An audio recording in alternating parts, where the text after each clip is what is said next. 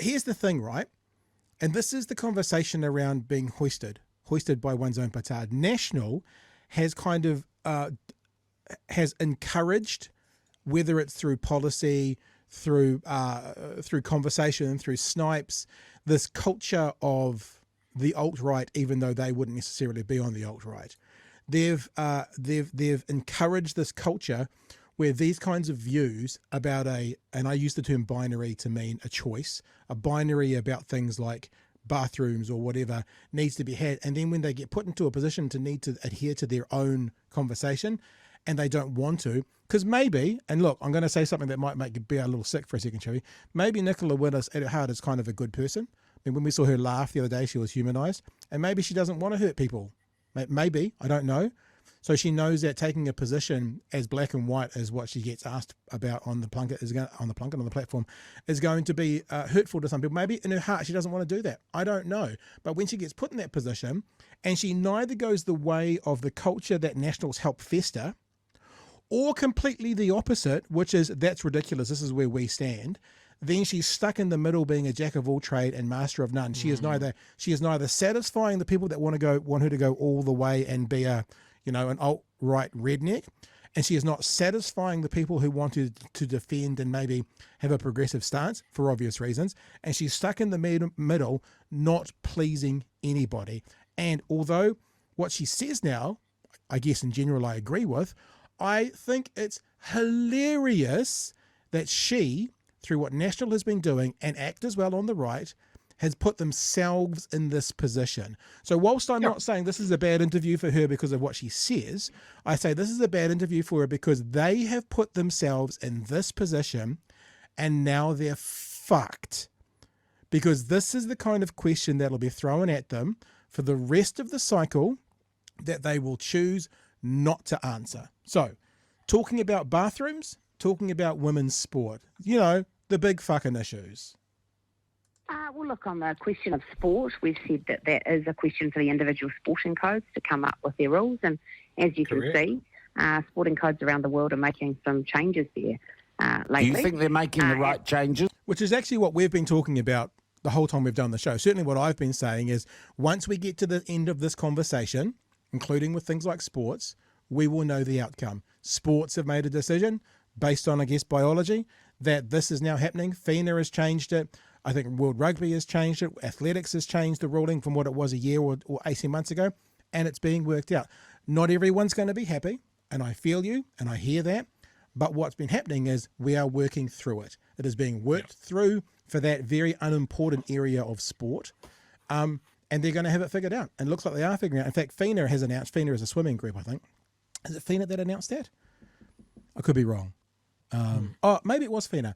Have announced that there's going to be like another open class. So there is going to be a way for transgender athletes who may have a physical advantage actually to compete in the sport they love and want to be a part of and to potentially make it fairer for everybody. And ultimately, I guess that seems like an okay outcome, Chewy. So, what she's saying, as you said, the sports are deciding and they're figuring it out and they're going to get to a conclusion. Now, what happens in society will also be getting figured out as we go through and we get to the end of this conversation. We are mid-conversation, and then we'll figure it out. So, you want to say anything before I keep going with this call? Just to point out that this is the deputy leader of one of the bigger parties of New Zealand stooping to go on the platform. Yeah, and actually going, we need this audience. That this is a part of what we've been talking about. So I'll just skip back a bit, so we'll keep going. So she's talking about sport, and she's going to talk about changing rooms as well. Yeah. Do you think they're making the right changes? Well, I think they're making the changes that they think are needed to make their sport. So, okay, so this is, so on the sport, you're not taking a position? Well, I think it is up to the individual sporting codes to work out how they enforce these rules. Yeah, and that's called not taking a position on the issue itself. But that's fine. That's fine as long as we know what that is, Nicola. Yeah, I would just gently ask, what exactly is Winston Peters saying should happen? He is saying no biological man should. He's saying biological men should not compete against women in sport and women's sport. It's unambiguous. Right. Okay, well, we'll see how that all comes to pass. All right. What about changing spaces? You know, the big issues. Well, again, we think that individual institutions will make their own decisions about the way they arrange their bathrooms, whether and the rules around them. Changing rooms at municipal swimming pools? As I've said, individual swimming pools will make their decisions about how they enforce and require their bathrooms to be run. So there you go. So, so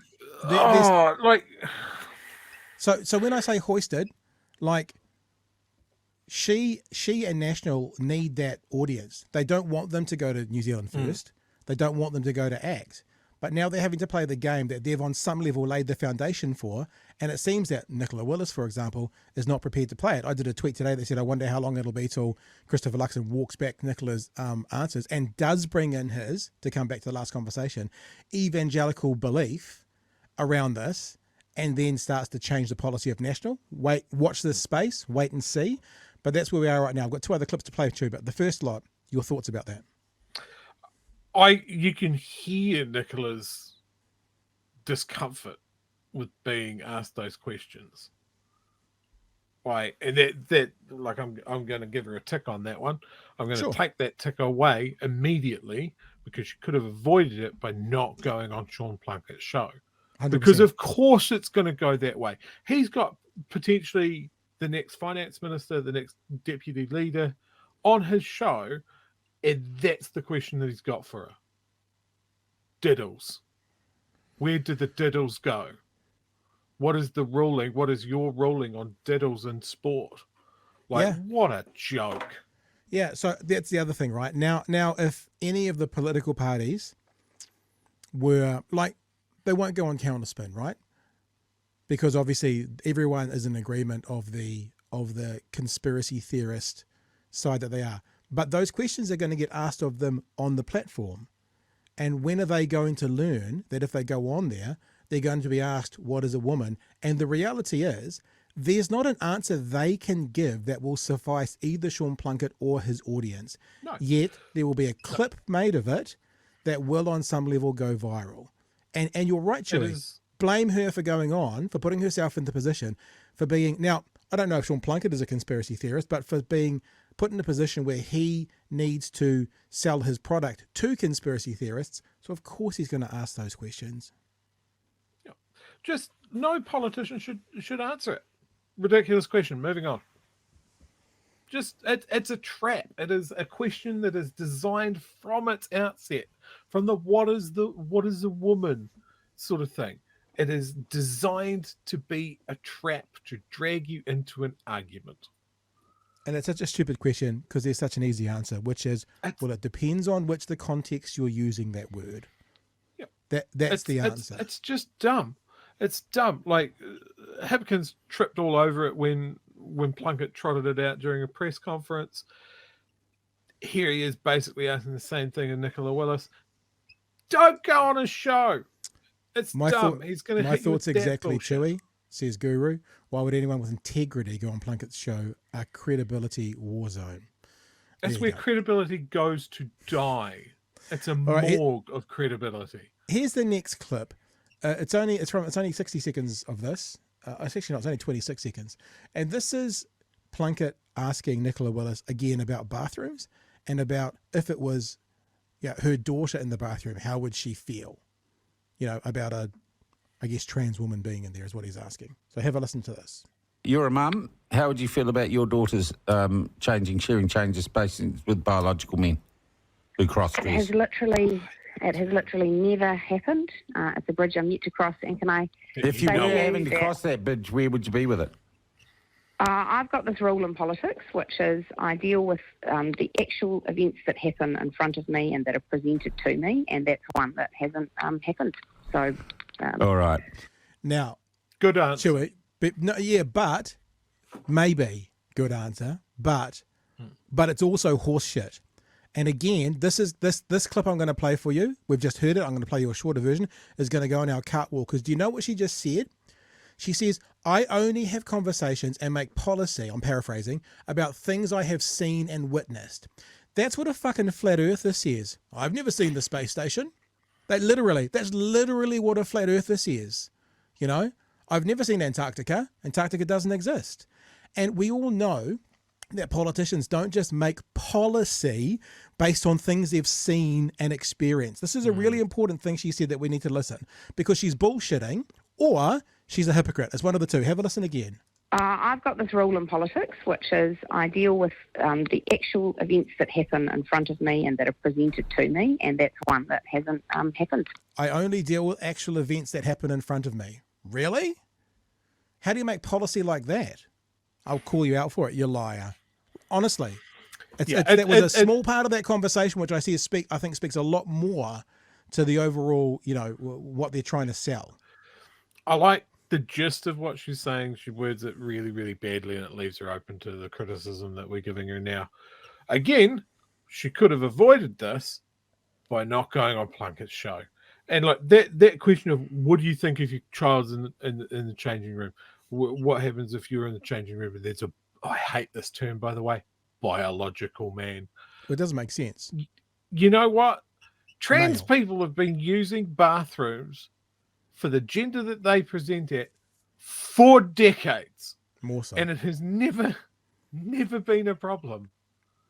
Like this week alone, there has been a child abuse scandal in a church.